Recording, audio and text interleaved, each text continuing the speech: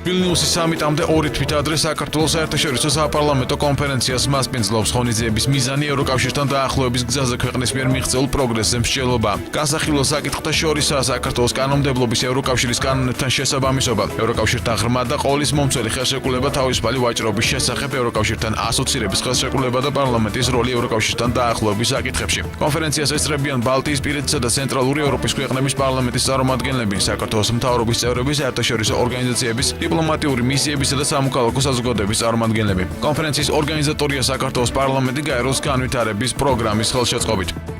ვილნიუსის სამიტი, რომელიც ძალიან მალე შედგება, უკვე იქცა ჩვენი ქვეყნისთვის, საქართველოსთვის ერთ-ერთ ყველაზე მნიშვნელოვან პოლიტიკურ მოვლენად, რომლისთვისაც ემზადება ქვეყანა, ემზადება ხელისუფლება, პარლამენტი, მთავრობა და ემზადება ქართული საზოგადოება.